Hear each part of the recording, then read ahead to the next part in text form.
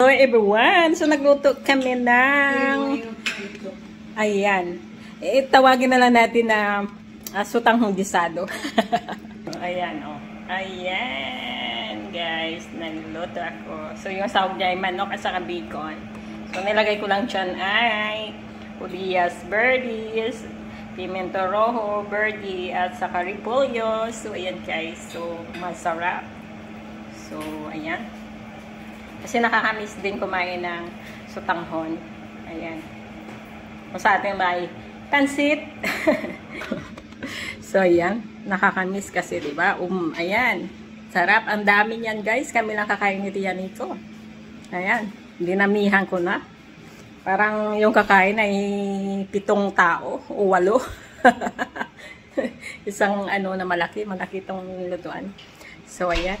Lubos-lubos na, diba? So, ayan guys. Bye-bye!